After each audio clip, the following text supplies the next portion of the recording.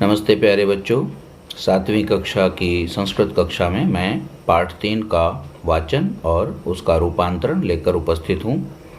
पाठ का नाम है उपकारकाः वृक्षाः। वृक्षाः अस्माकं जीवनस्य आधाराः सन्ति। वृक्ष हमारे जीवन का आधार हैं।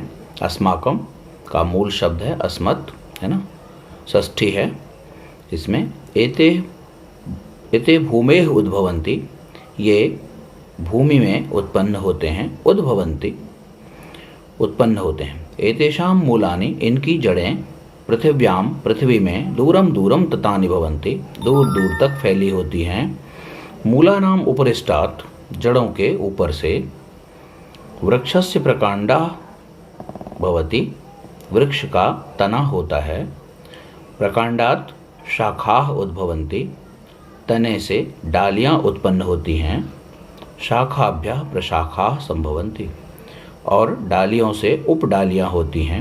एतासु प्रशाखासु, इन उपडालियों में ही पत्राणि पुष्पाणि फलानि च भवन्ति, पत्र, पुष्प और फल होते हैं।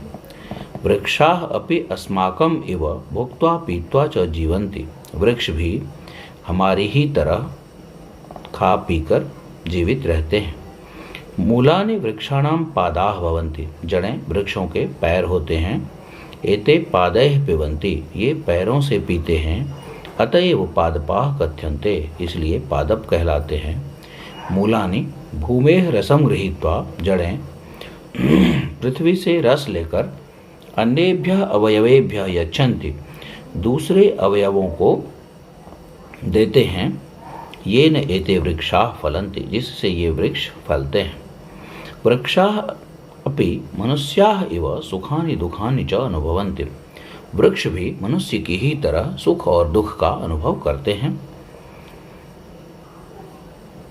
एतेषु अपि प्राणाः भवन्ति, इनमें भी प्राण होते हैं।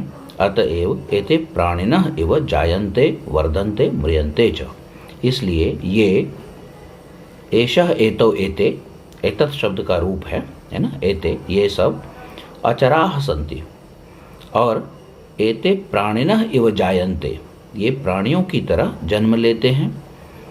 वर्धन्ते, बढ़ते हैं, और म्रियन्ते, मर जाते हैं। परंतु एते अचराः सन्ति, लेकिन ये अचर हैं। अचर हैं मतलब ये चल नहीं सकते। अर्थात एते खग मृग जलचर नराः इव न चरन्ति, वृक्ष, ये वृक्ष पशु पक्षी जलचर या मनुष्य की तरह चल नहीं पाते। वृक्षाणां बहवः भेदाः सन्ति, वृक्षों के अनेक भेद हैं। एतेषु केचित् फलवृक्षाः सन्ति, अन्ये च पुष्पवृक्षाः भवन्ति, इनमें से कुछ फल वृक्ष हैं और कुछ फूल वाले वृक्ष हैं। वृक्षाः पर्यावरणं संतुलितं कुर्वन्ति, वृक्ष पर्यावरण को संतुलित करते हैं।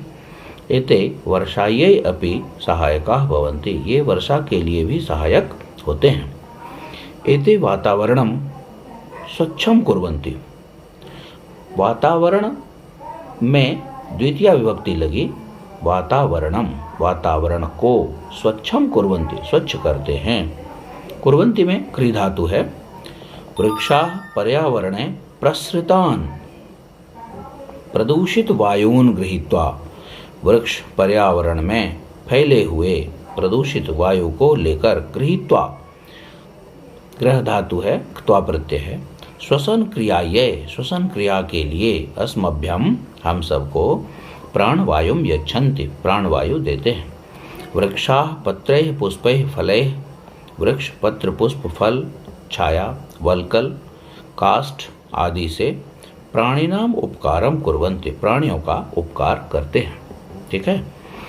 वल्कले काष्ठे च सदैव प्राणिनाम उपकारम कुर्वन्ति, देखिए जिस चीज से उपकार कर रहे हैं उसमें तृतीया विभक्ति, वल्कले काष्ठे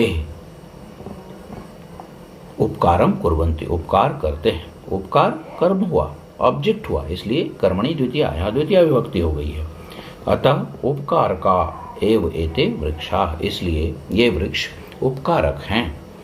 एतैः विना अस्माकं जीवनम असंभवम, इनके बिना एषः एतो एते एतेन एताभ्याम एतैः, तृतीया हो गया, तृतीया बहुवचन। इन सब के बिना, विना योगे तृतीया, ठीक है।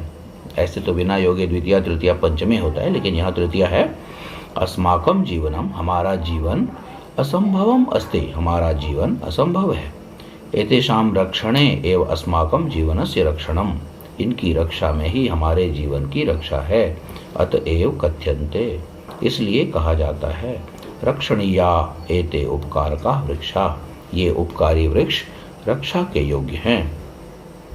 धन्यवाद प्यारे बच्चों, आपको शायद ये वाचन अच्छा लगेगा तो आप इसको 2 बार 3 बार 4 बार सुनेंगे, आपकी भी वाचन अच्छी हो जाएगी और इसका हिंदी रूपांतर आप अपनी अभ्यास पुस्तिका में लिखेंगे और इसको लाइक करेंगे, शेयर करेंगे, जो हमेशा से करना चाहिए। Subscribe the channel please, it will be helpful to you.